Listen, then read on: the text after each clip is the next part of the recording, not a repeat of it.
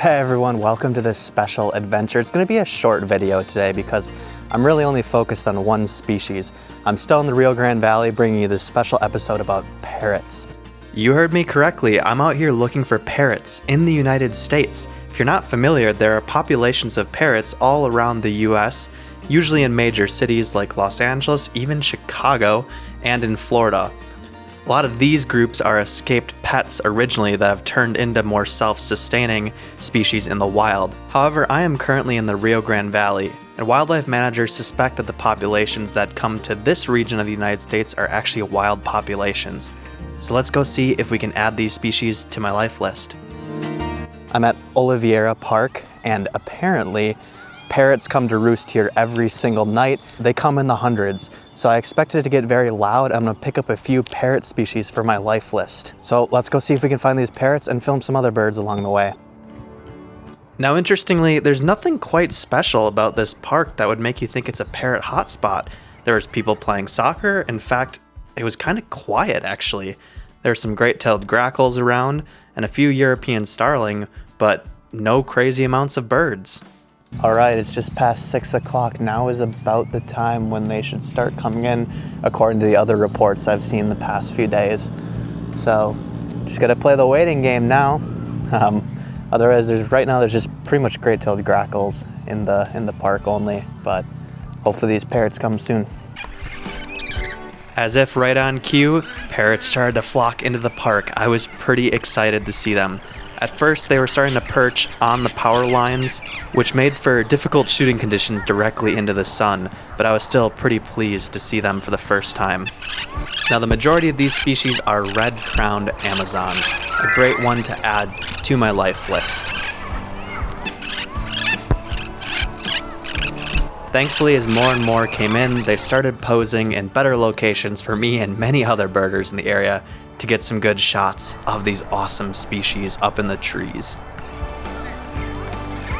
The red-crowned Amazon has a range from northeastern Mexico to the southern points of Texas, which is of course where I was.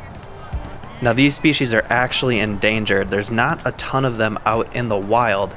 Lots of things like habitat loss and poaching for the illegal pet trade has unfortunately dwindled their numbers.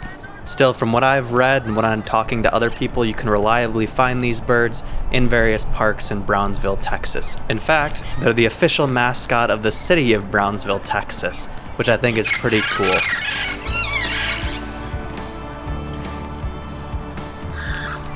This is pretty cool. A lot of the parrots are flying in now and roosting in the top of trees or in the power lines behind me. Man, it's crazy. Some of these are considered countable, actually. They're wild, self-sustaining populations. Oh man, there is a lot coming in. I can hear them off that way. I think there's gonna be about 100 more flying in here shortly.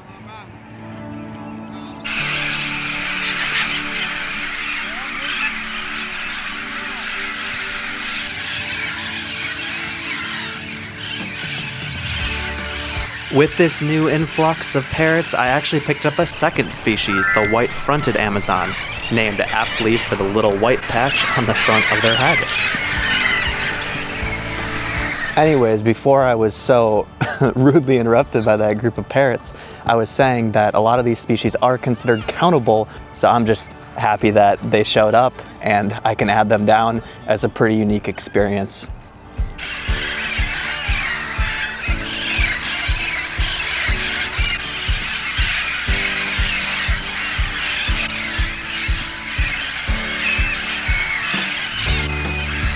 These species were so social, interacting with each other constantly. It was really fun to watch the various behaviors of all the individuals. I was selfishly looking through them all, trying to find a couple of other species like red-lored Amazon or lilac-crowned Amazon, but didn't end up actually coming across any of them, at least from what I could tell. Maybe I missed one, but still, it's hard to be mad when you get to see some parrots in the wild, that's for sure.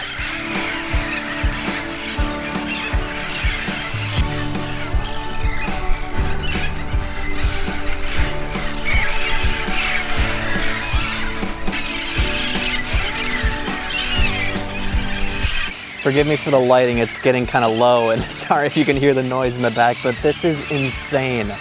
I'm losing light now, so I'm gonna have to call it, unfortunately. I wish I could film them longer, but super cool. I'll give you a recap once I get into the car of this experience.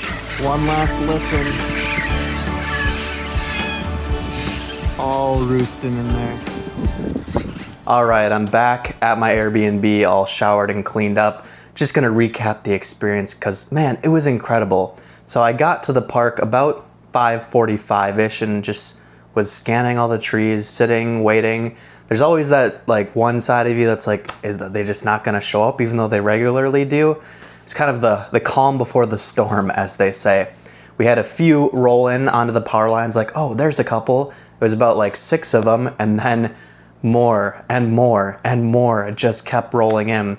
For the first good 15 minutes with some decent light, there's about 30 to 50 of them. And then as the sun was really setting, hundreds more parrots came in. It was nuts. Most of them were the red-headed Amazon, I think that's what they're called, or maybe red-capped Amazon.